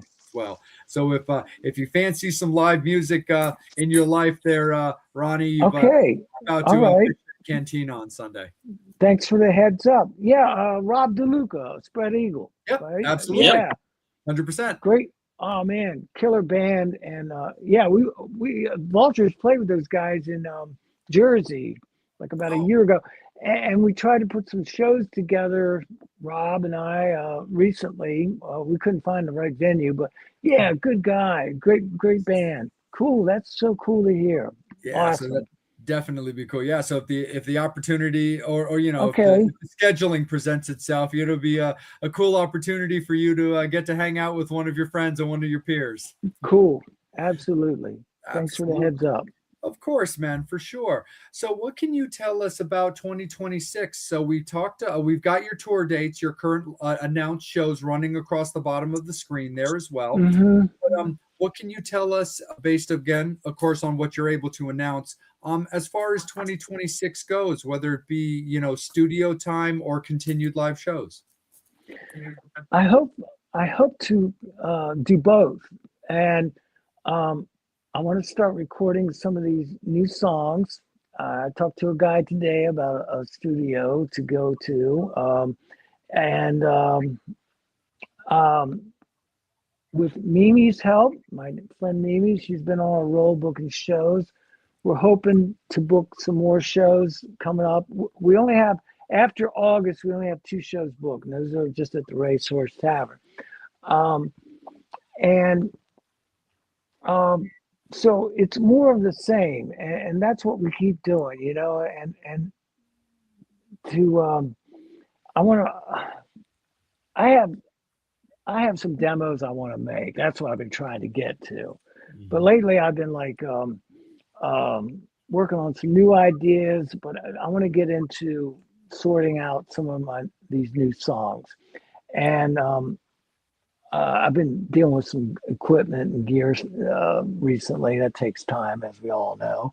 And, my family, my kids, I spend time with them. and they need time. And I spent time with my 17-year-old, getting them across town to FCC college and teaching them to drive. And that's valuable time to me, and I'm grateful for that. And my wife and the family. So I'm trying to juggle everything. And it's not really juggling, it's what I do. I know when I'm supposed, I just kind of like navigate through all these things each day. And, but with the band, I'm hoping and praying for more shows. And Mimi's been doing a great job. And uh, Rick Parks used to book some shows for us. I think he's busy with the Bees right now, Brian and Bob and Brad, which I get, and that's cool. But with us, uh, uh, I'm going to try to book more shows. I'm going to try to start recording these songs, be with my family, try to help another alcoholic. That's what they say. That's what I do. Stay sober and clean. That's my job, and to be a good person, and that's it. And take care of the family. And yeah, thanks for asking. It's just more of the same. That's what we all do, and I thank God for that. Every day's a blessing. It really is. Absolutely, man, for sure. Angel, my good man, right back up to you, my friend. Thank you, man. I can't. Man, that's been fucking awesome. A good way to kick Really? off M3. Oh, cool. Absolutely. Yeah. The Vultures tried really hard with Dave Dillman to get a gig on After Show across the street at Union Jacks. And he actually talked to the venue, the guy at the venue at the Union Jacks. I don't know what his name was. He told me, Fritz. I think his name was Fritz. And the guy actually, we had a band before us. We were going to go on at 11:30, a band after us. Perfect. And Dave talked to the guy. This was in January. No, February. This was like end of, yeah, it was like in March. We started on this. And then he couldn't get a hold of the guy. Then he did get a hold of the guy like 6 weeks ago. Only the guy was driving, said, "Call me back, Fritz." But then Dave couldn't get a hold of him, so it never materialized. We were trying to do that on May 2nd after show. That would have been a hoot, but I guess I don't know where Fritz got off to, but maybe next year. Yeah. So anyway, I just had to interject that. We tried, yeah, because it would have been a lot of fun. Yep. But Definitely. yeah. So the M3 thing, it's a wonderful thing. I must say I miss traveling with the Kicks band. I loved playing at Merriweather. I love traveling with that band. I love playing with that band. They're my brothers. They put up a lot for me from time to time. But there was a time when many years I was rock solid. And when the ism takes over and I didn't know it, there was quite a few demons I had to fight. I mean, I was really dancing with the devil. And I don't do that anymore. I totally believe in the dimension next to us. There's another dimension, and there's too much evil in the world. I don't pay any out of my life. But that thing drew me into this person that I'm not, and I don't want to be that guy. And for today, this 24-hour block of time, I'm not that guy. And I'm pretty damn sure I'm not going to be that guy again tomorrow. I'm pretty sure I'm not going to be that guy the next day because I know what to do. And I don't want to do what I did before because it wasn't fair to the fans. It wasn't fair to the guys in the band. It wasn't fair to my family. It wasn't fair to my guitar. It wasn't fair to me at all. And I don't want to be that guy. But it can take a man down. It'll take everything from you and then kill you. Yeah. And I'm lucky to be Yes. alive. I'm lucky to be sitting here breathing and talking to you guys. For Yes. that, I'm extremely grateful. And I'm lucky and grateful that I get to play these gigs with the Blues Vultures. I'm lucky these guys, I'm grateful these guys come here, these good musicians, and play these songs I make up. You know, God bless them all. And yeah, and I'm grateful for all the guys that were in the band throughout the years. And Rich too, I love the guy, you know.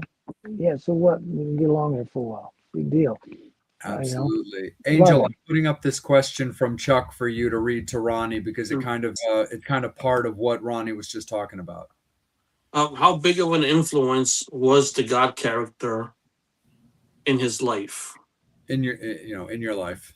in your life? I've always believed there's a center point in all of us, I believe. And I've always believed in God. I'm not religious, but I believe in Jesus Christ. I believe in God. I believe in angels. I believe in an afterlife. I mean, we all have a soul. I mean, you know, we play music. We know the music comes from our soul. Yeah. Well, you know, and it's going to go somewhere. When I don't think when I die that I'm just going to go to sleep and that's it. And then my wife buries me in road case 24. It reads kicks on it. And I told her to save money, use road case 24. And but I, I I've always had this. I think that's what kept me alive. When I'm in the throes of DTs and alcoholism and heroin withdrawal, cocaine withdrawal, out of my mind at times on other things, LSD or whatever. You know, I believe that's why I'm still here. I know that's why I'm still here. There was a time that it got so bad for me, and the ism, it's progressive. And I tell this to people so that if you ever get years of sobriety, if you struggle, don't go back out because it's tenfold trying to get back in. When I was 32, I sober and cleaned up at Hazelden in Center City, Minnesota.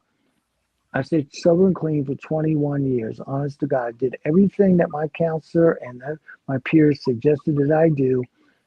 And I had a sponsor, great sponsor.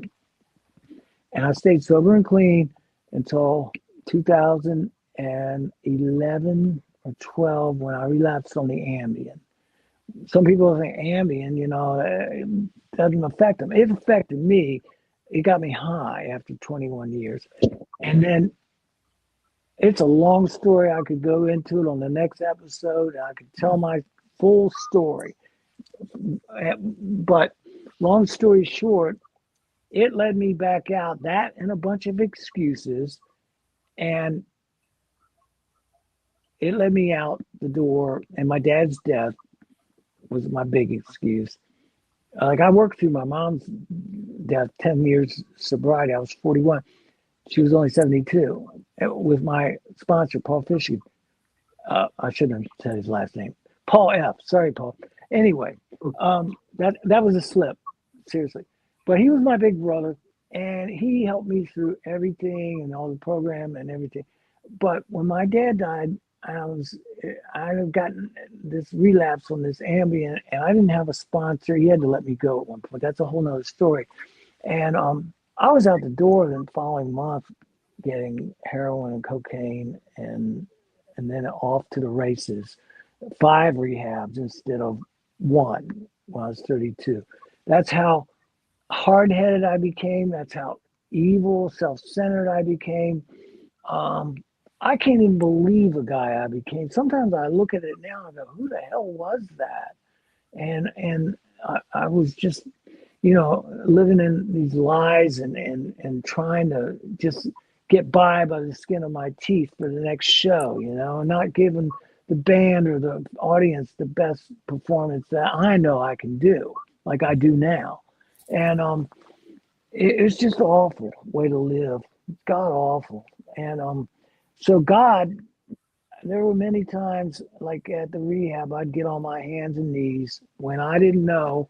if I'd ever see my family again, and I'm locked in their GPS for 6 months and not allowed to talk to my family for 5 or 6 months.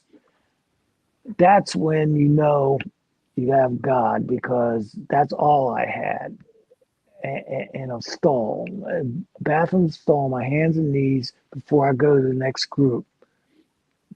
And I knew I lost my job in the Kicks band. I knew I lost my family. I knew I lost everything that meant something to me.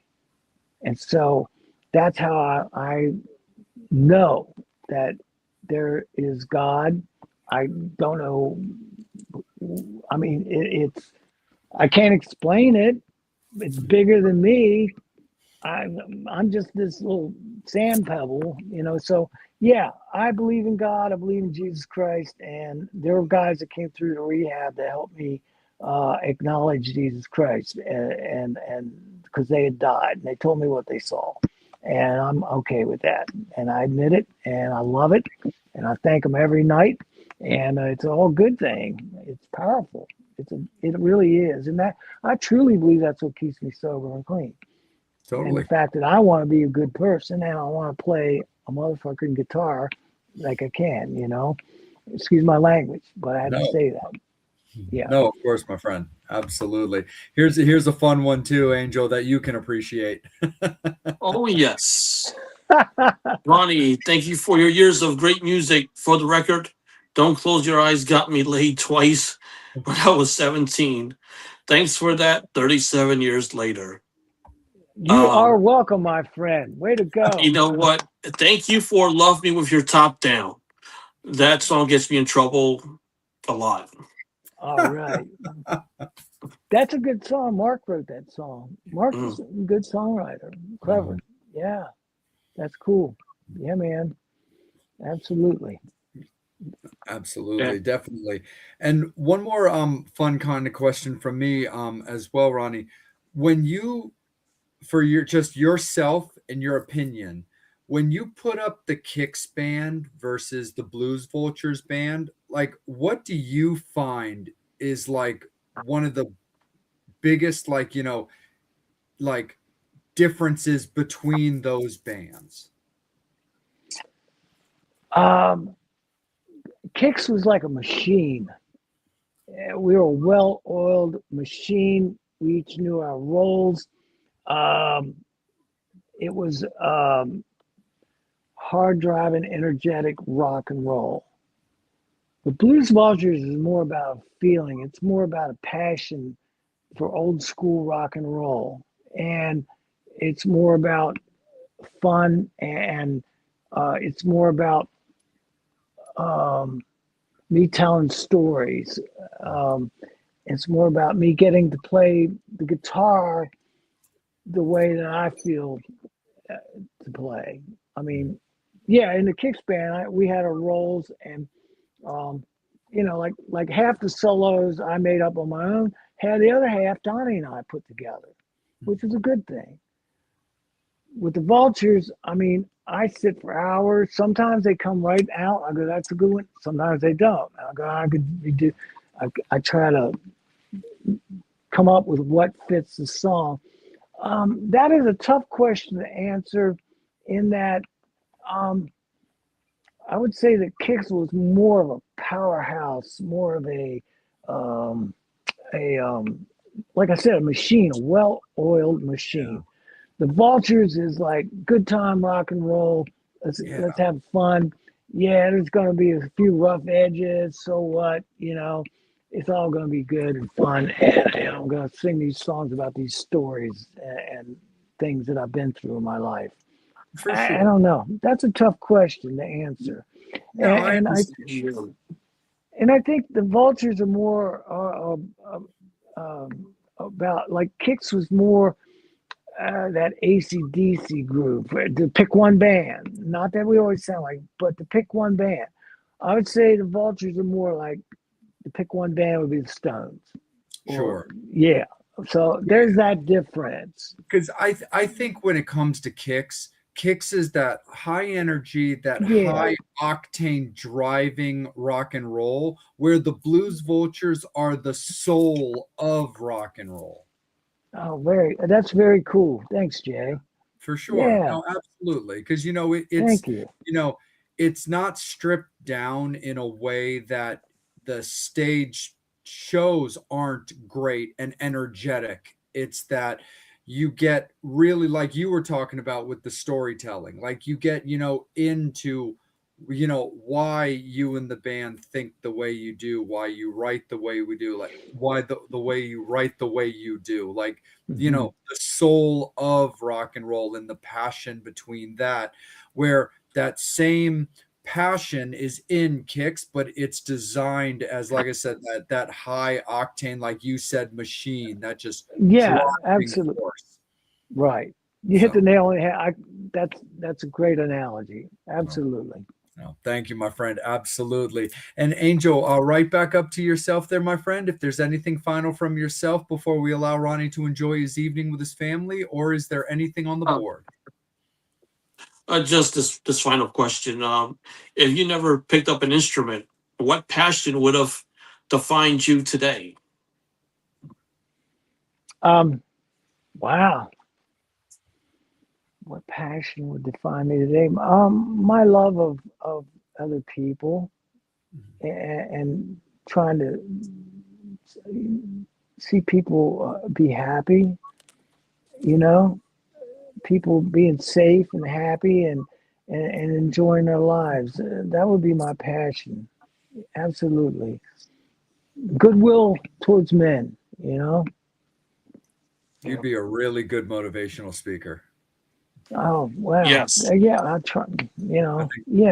Just that Goodwill. ability to talk to people. Like Angel and I are always so blessed in our own right to get to talk to you and call you more than an acquaintance, and get to call you a friend. And it's like, you definitely have a lot to say. And that's something that Angel and I have always appreciated every time we've gotten to share your time. Oh, thanks, guys. Yeah, man. I'm having a great time Yeah. talking with you and the people. I mean, I don't know what happened to Steve, but no, I'll wake his ass up. Be like, Steve, your public wants you. I miss him. He was he's the fan club president. Where'd he go? Oh, he's busy. That's it.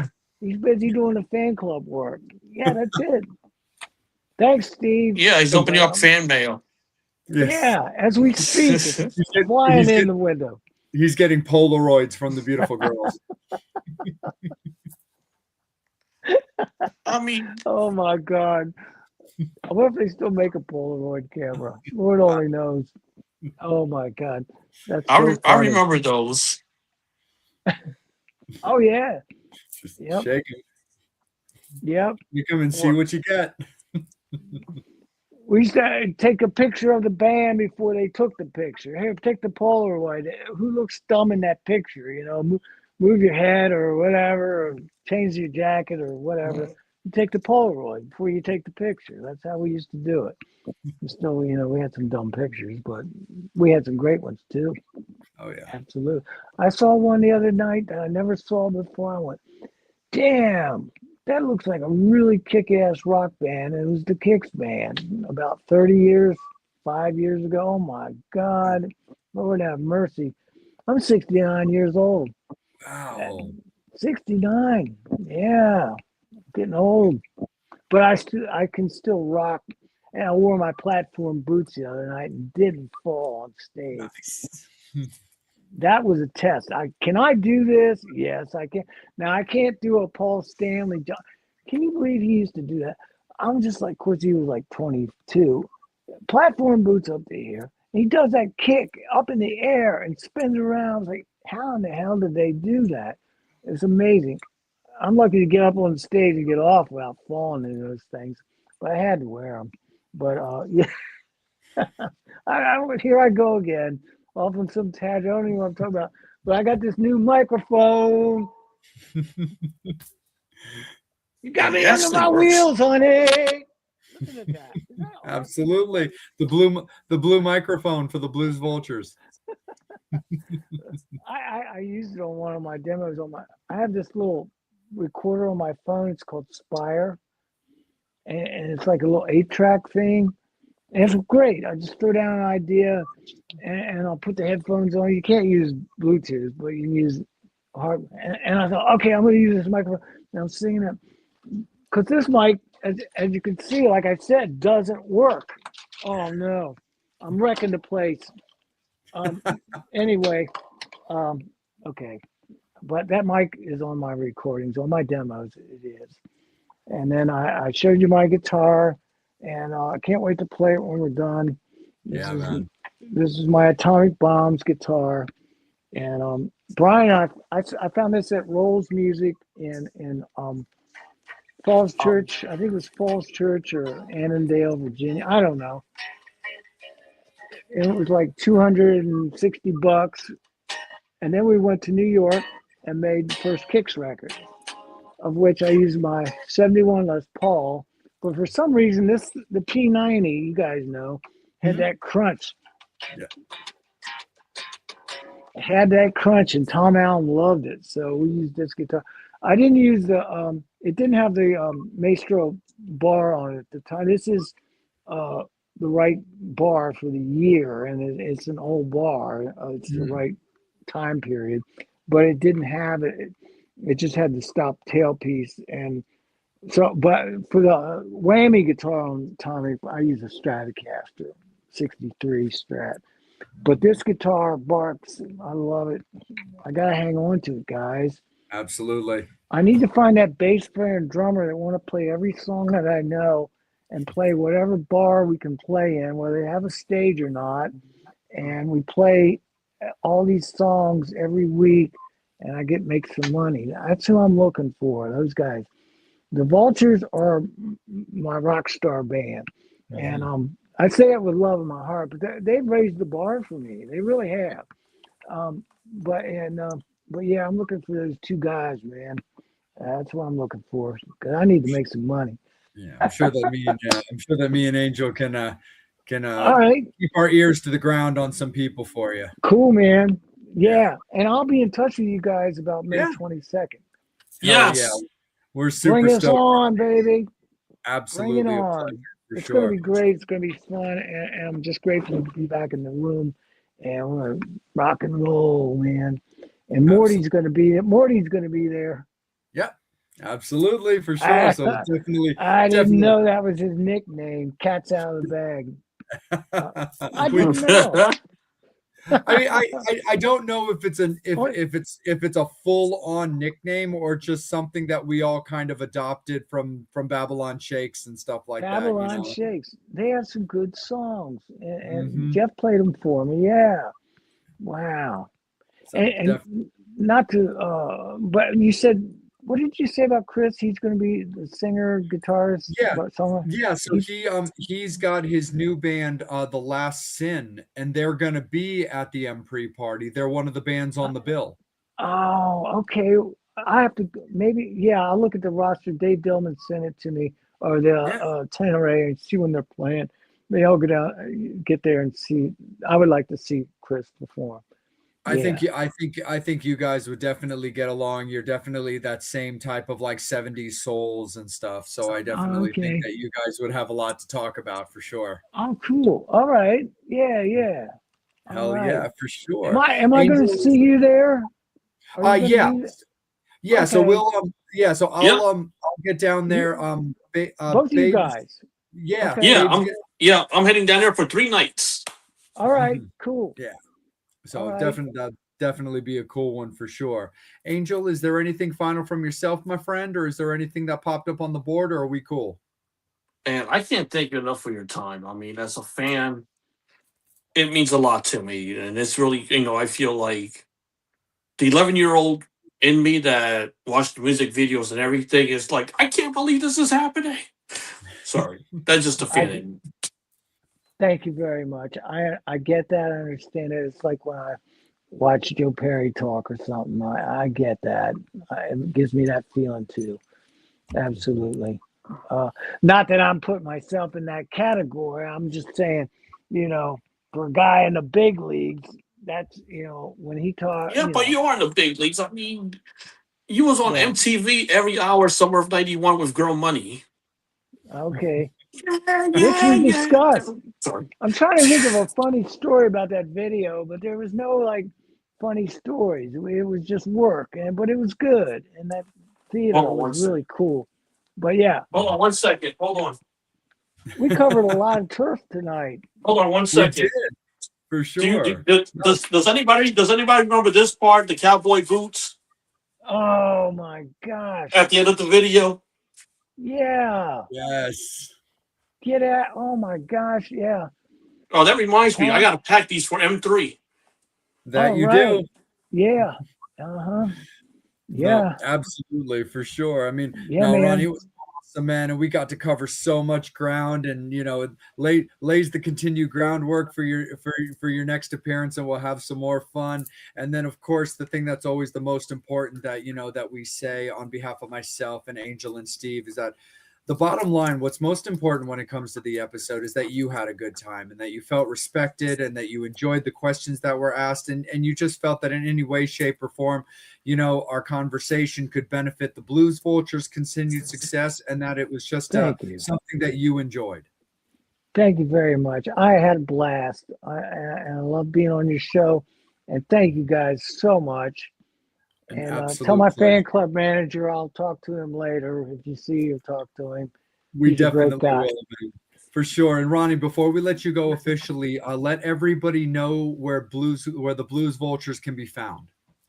Oh yeah, it's you can find us on the Bandcamp. It's the Blues Vultures .bandcamp.com. You can hear us on Apple Music, iTunes, Spotify, the Blues Vultures, and we're on Facebook, Facebook, the Blues Vultures Facebook page. Um, and you can see us May 22nd at the Rams Head on Stage in Annapolis, Maryland. Yes, we're gonna And be I'll there see you too. guys there. Bring us And on, Kent's gonna be there baby. too. Absolutely, for Cool. sure. So, All Metal right. Summoners, thank you guys so much. The show is all about you guys. You show so much love and support to the musicians that Angel and I are very blessed to get to speak to. And by going out and supporting live music, picking up the records, wearing a t-shirt, you're doing so much more for the bands than you guys even know. So thank you guys so much for showing Ronnie so much love and support. Of course, everything he did with Kicks, everything he's doing with the Blues Vultures, and make sure that you go out and check those dates that are scrolling across the bottom and going out and supporting and just having a great time. Enjoy your M3 weekend there, friends. It's going to be a great one as always. Catch Ronnie making his appearance at Dave Dillman's M3 party at Reckless Shepherd, and also get out there and support Brad and Will with their event with the Sunday sermon at Fishhead Cantina, as those two shows bookend, of course, the M3 Festival at Merriweather Post Pavilion. When it comes to the Metal Summit itself, please like, follow, and subscribe to the Metal Summit on YouTube as well as on Facebook, because that's where the interviews take place at. That's where you're watching Ronnie right now.